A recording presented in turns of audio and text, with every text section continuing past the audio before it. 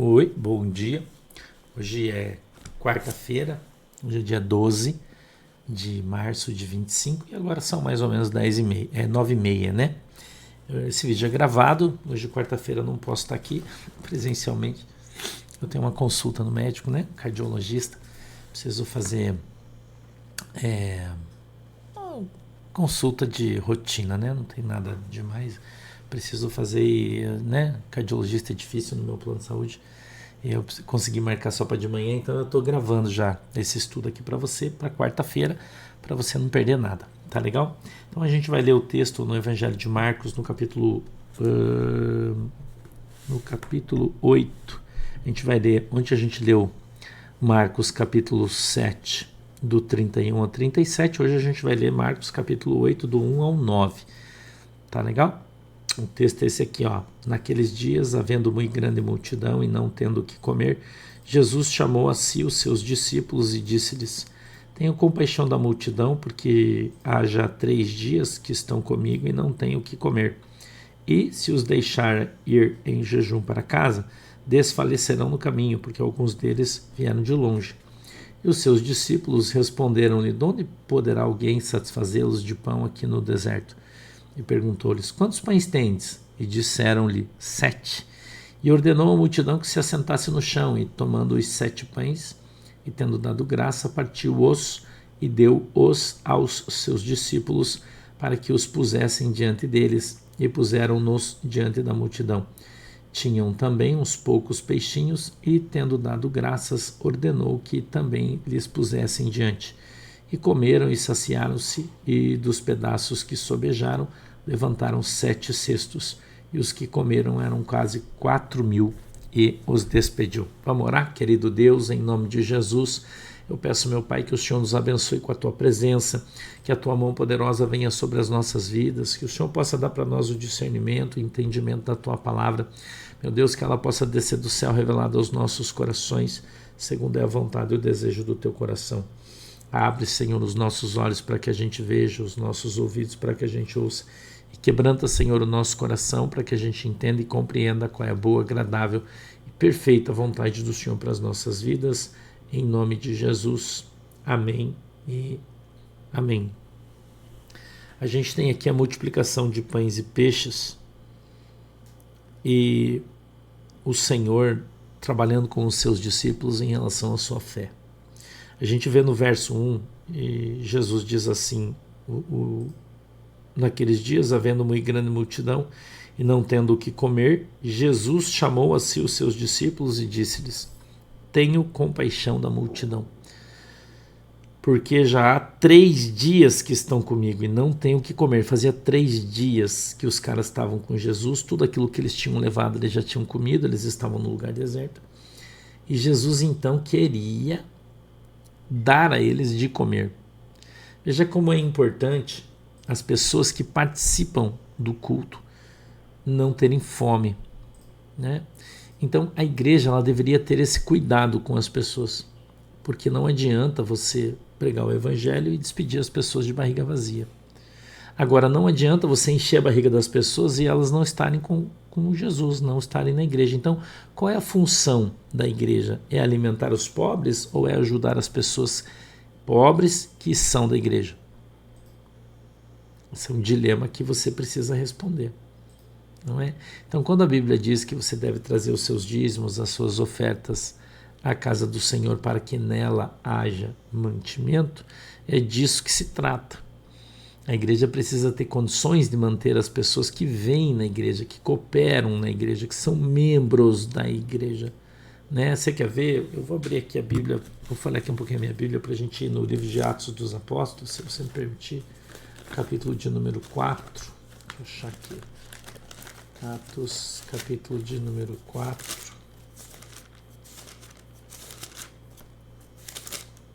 eu vou ler aqui um texto para você. Aqui no verso 32, se você puder abrir comigo, você vai ver aqui o verso 32, diz assim, ó, Atos, capítulo 4, verso 32. E era o coração e a alma da multidão dos que criam. E ninguém dizia que coisa alguma do que possuía era sua própria, mas todas as coisas lhes eram comuns. E os apóstolos davam, com grande poder, testemunho da ressurreição do Senhor Jesus, e em todos eles havia abundante graça. Não havia, pois, entre eles necessitado algum, porque todos os que possuíam herdades ou casas, herdades são fazendas, sítios são heranças, tá? Ou casas, vendendo-as, traziam o preço do que fora vendido e o depositavam aos pés dos apóstolos. Então eles traziam o dízimo, o preço do que fora vendido era o dízimo. Eles vendiam as suas casas e devolviam o dízimo para a igreja. Eles vendiam as suas propriedades e devolviam o dízimo para a igreja. Essa é a igreja de Jesus Cristo. Não é? Então, veja, eles, vendendo-as, traziam o preço do que fora vendido e o depositavam aos pés dos apóstolos. Então, o dízimo, ele não é seu, você não tem o direito biblicamente de administrar o seu dízimo, dizer assim, eu vou pegar meu dízimo e eu vou dar para tal pessoa. Você não pode fazer isso. O dízimo não é seu, ele é da igreja onde você congrega, ele é de Jesus. Ele serve para a igreja se manter, se sustentar, né? Então veja, depositaram aos pés dos apóstolos. Ninguém pegou o seu dízimo e foi levar para os pobres. Eu vou dar para o irmão, que o irmão está com necessidade. Você não pode, o dízimo não é seu, cara. Não pode fazer isso. Ele não é dízimo, ele é seu dinheiro que você dá para quem você quiser. Mas para que ele de fato seja o seu dízimo, para que ele de fato prospere lá no céu, para que ele de fato seja uma semente lançada em boa terra, para que ela venha reproduzir 30, 60, 100 por um, ela precisa cumprir a função bíblica, que é ser colocada aos pés dos apóstolos, ser devolvida na igreja, para que sendo devolvida na igreja, os apóstolos e repartia-se a cada um segundo a necessidade que cada um tinha. Amém? Vamos voltar para o texto? De novo em Marcos 8. Então, Jesus, ele dava para as pessoas aquilo que ele tinha. Então ele disse, o que vocês têm aí? Ele pediu para as pessoas? Não, para os apóstolos. A gente tem 7 pão, tem uns peixes aqui. Ele falou, então daqui isso aí que vocês têm, vamos distribuir para a galera. Então, a igreja, ela precisa se compadecer das pessoas que vêm para a igreja, que congregam na igreja, que estão na igreja e que estão passando necessidade, não são as que não estão. E você precisa aprender isso. A Bíblia diz que primeiro nós devemos abençoar os domésticos da nossa fé. É o que a Bíblia diz. E essa é a função da igreja. Por isso a nossa igreja distribui tantas cestas básicas, né? Eu acho que hoje ou amanhã, não sei, o Eric vai lá para Guaraqueçaba, né? Levar as cestas básicas lá para os pastores. São 23 pastores das Assembleias de Deus. Eu já falei isso aqui para você sabe, todo mês a gente faz isso, né? Com o dinheiro dos dízimos da igreja, esse mês a gente gastou 40 mil reais em comida na igreja. Não é pouco dinheiro, é bastante, né? 40 mil reais foi o custo do supermercado esse mês. Não é do meu supermercado, é da igreja.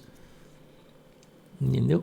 Para a gente comprar arroz, feijão, óleo e tudo que está sendo distribuído a todas as pessoas. E a gente tem um estoque, né? Que você sabe que a gente tem sempre um estoque. Eu vou refazendo ele todo mês.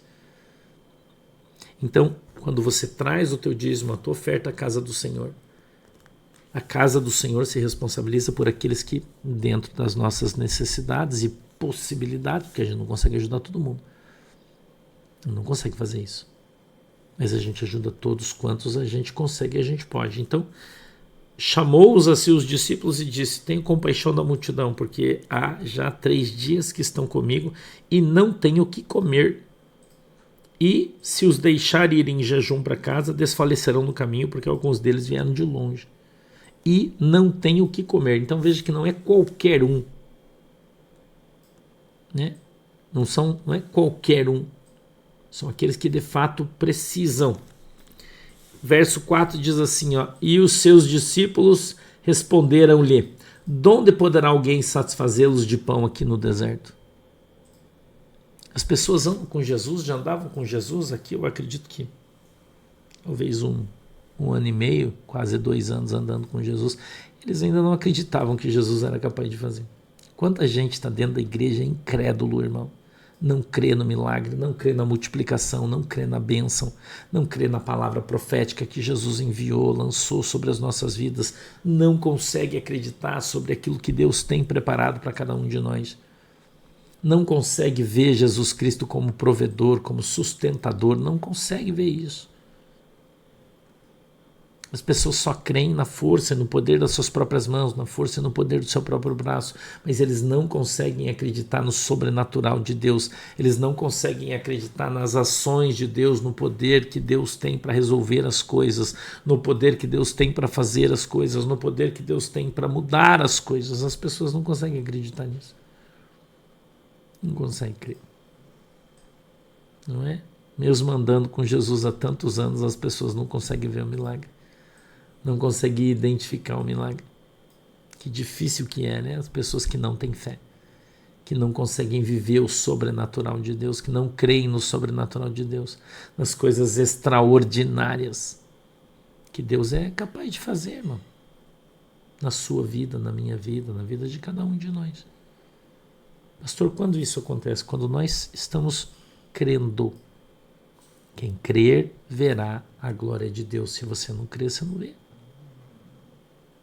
Você não consegue acreditar, como é que você vai ver a glória de Deus? A tua vida é baseada nas coisas naturais, não é baseada nas coisas sobrenaturais. Não é? Eu essa semana estava na igreja e eu estava sentei no chão lá no fundo da igreja, admirando a nossa igreja.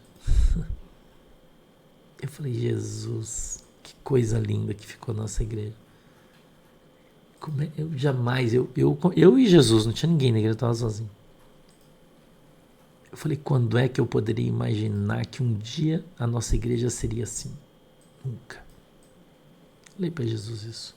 Nunca, Jesus. Se eu disser para o Senhor que em qualquer momento da minha vida eu imaginei que a nossa igreja ia ser assim, eu estou mentindo. Porque eu nunca imaginei isso. Entendeu? Nunca. Eu imaginei que Deus seria capaz de fazer algo tão extraordinário. E eu vejo isso. A nossa igreja não é tão assim, né? Mas para mim é. Porque eu sei de onde eu vim, eu sei de onde Jesus me tirou.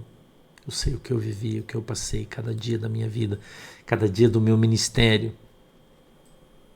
Eu sei o que eu vivi, irmão. Eu sei o que eu passei. As coisas que eu escutei durante toda a minha vida com Jesus. Quando eu fiz opções. Quando todo mundo foi para um lado, eu fui para o outro. Parecia que eu remava contra a maré. Todo mundo dizia que eu estava errado. E eu continuava perseverando. As pessoas vinham na minha casa e diziam, meu Deus, sabe o que você está fazendo de errado? Eu escutei isso muitas vezes. Você está fora da Bíblia, Sandro. Porque não é possível que você esteja vivendo essa prova, passando essa dificuldade. Porque se você tem Jesus, Jesus te dá tudo. Quantas vezes eu vi isso? Quem tem Jesus não passa necessidade. Quem tem Jesus não... Cara, eu não aprovo. Orando, jejuando, chorando aos pés de Jesus. E aí vinham os críticos na minha casa. A maioria deles da minha própria família. Todo mundo era crente, né? Não creio nisso aí, eu ouvi as pessoas falar. Não creio nisso aí não é Deus. Isso aí Deus não fala isso. Quantas vezes eu ouvi isso aí, irmão? Entendeu? E a gente só está aqui hoje porque eu perseverei. A gente só está aqui, eu e você, hoje, porque eu não desisti, porque eu acreditei de fato naquilo que Deus me falou, porque eu continuei empenhado nas coisas que Deus havia me dito. E eu jejuava mais, orava mais. Eu tinha dores terríveis no meu abdômen por causa do jejum. Tinha dias que eu deitava no chão, naquela posição de uterina, né? Você põe os joelhos na tua barriga assim e abraça os joelhos, sabe? De madrugada. Que eu estava com muita dor por causa do jejum, que fazia muitos dias que eu estava jejuando. E com muita dor eu, de madrugada, na sala da minha casa, Quando eu morava lá em Curitiba, minha casa era de madeira, então tinha um assoalho. Ele era bem fresquinho e bem quentinho no inverno. E eu de madrugada orando, de joelho no meu sofá, chorando, conversando com Jesus. De repente me dava uma dor, uma dor, uma dor. E então eu dobrava o meu abdômen em cima do meu joelho e aí eu deitava de lado, porque era o jeito que passava a dor. E eu abraçava os meus joelhos assim, chorava, chorava diante de Jesus, jejuando, dizendo: Jesus, eu não vou desistir, Jesus, eu não vou desistir. Jesus, eu não vou desistir. Eu não vou arredar meu pé nem 1 milímetro. Eu não vou, Jesus. Não vou ouvir Satanás, eu não vou voltar, eu não vou dar um passo atrás, eu vou perseverar, eu vou permanecer. Muita dor. E dormi ali, irmão. Dormi ali com aquela dor, com aquela angústia no meu coração. Outro dia eu acordava cedo. Acordava cedo e saía. Porque se eu ficasse em casa eu não ia resistir no meu jejum. Eu saía. Ia andar. Voltava só na hora que estava para entregar o meu jejum. Né? Porque o último dia sempre era o pior. O último dia sempre... Escute isso, Deus está falando com você. Quando a tua bênção estiver chegando, irmão, a luta vai amplificar. Quando o teu milagre estiver batendo na porta, irmão, a dor vai ser maior, a dificuldade vai ser maior, a angústia vai ser maior, a sensação de abandono vai ser maior. Você não sente isso?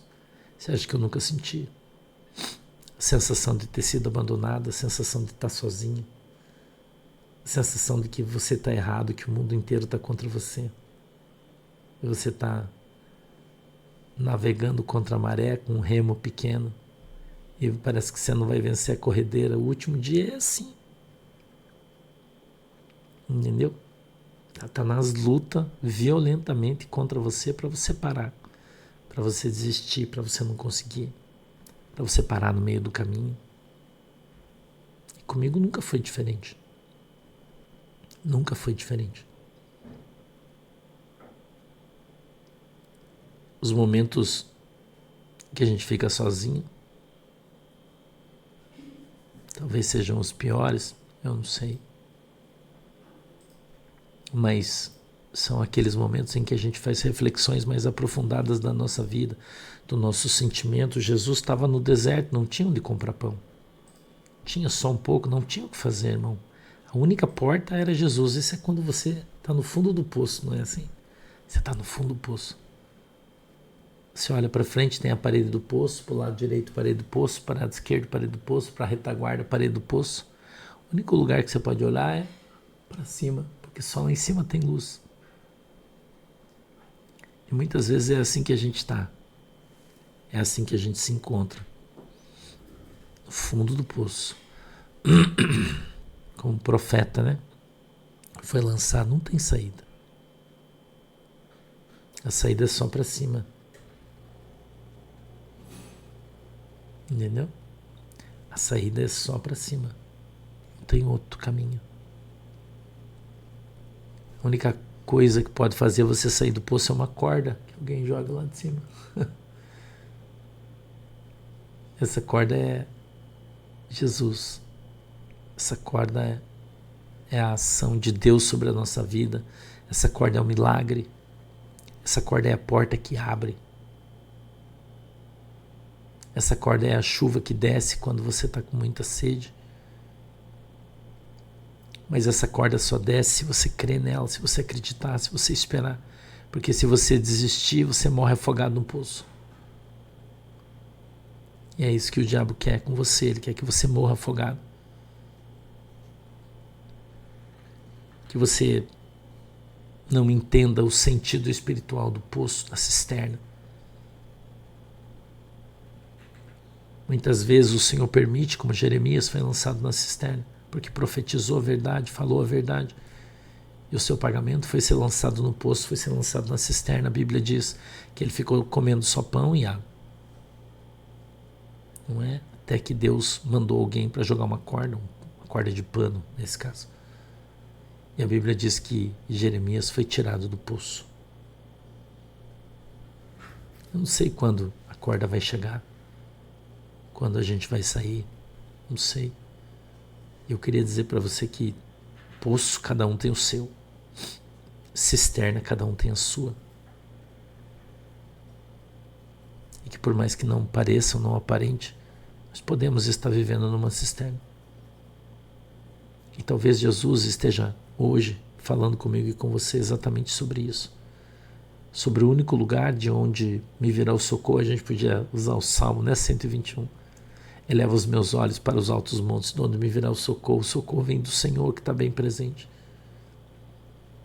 Talvez Jesus esteja esperando a tua oração. Talvez Jesus esteja esperando o teu brado de indignação, teu brado de fé. Talvez Jesus esteja esperando você dizer: Jesus, eu não vou desistir. Apesar da dor, da dificuldade,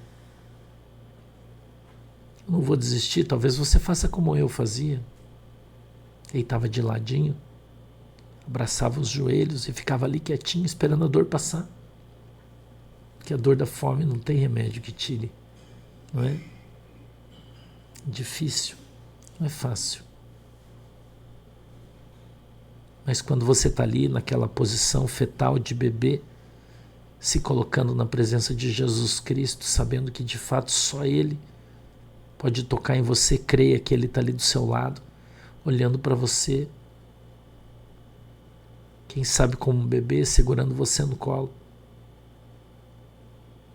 querendo que você peça para que Ele possa tirar você da cisterna, para que Ele possa trazer você para fora agora preparado, embasado na sua palavra, forte, crente, resiliente, resistente, embrutecido pela dificuldade. Jesus não chamou você para ser frouxo, frouxa, não. Humilde sim, frouxo não. Todos os profetas eram brutos, alguns até grosseiros, porém andavam na presença de Deus de uma maneira extraordinária e poderosa. O poço, a cisterna, o deserto, ele traz restrição de coisas, mas ele não traz ausência de Deus. Porque o Senhor, Ele sempre está conosco. E Ele está conosco. E Ele está esperando ouvir de você, sentir de você aquilo que você de fato tem no profundo do seu coração. Tem um texto que diz que nós somos provados e tentados no deserto para que o Senhor soubesse o que tínhamos dentro do nosso coração. O que você tem dentro do teu coração vai pular para fora dentro da cisterna. A cisterna é a divisão, irmão. Tem um crente adulto e um crente que ainda é criança.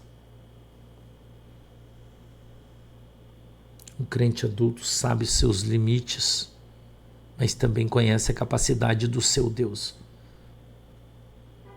Eu creio que hoje o Senhor está colocando isso diante de mim e de você.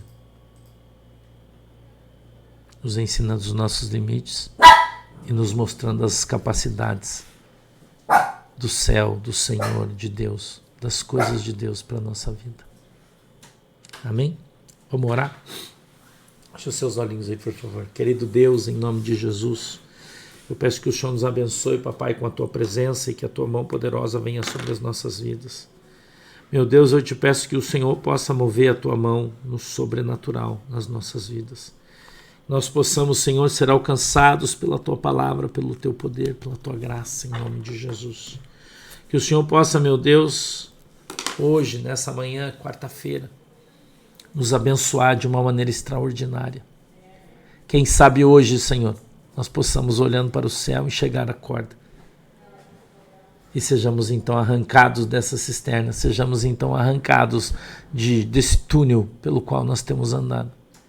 E ansiamos pela nossa vitória, em nome de Jesus. Amém? Deus abençoe você, obrigado pela tua presença. Deus abençoe você. Deus possa abençoar a água que você está colocando diante de Deus. E quando você beber dela, seja alcançado pelo seu milagre em nome de Jesus. Muito obrigado pelo teu carinho. Um beijo no teu coração. Tchau.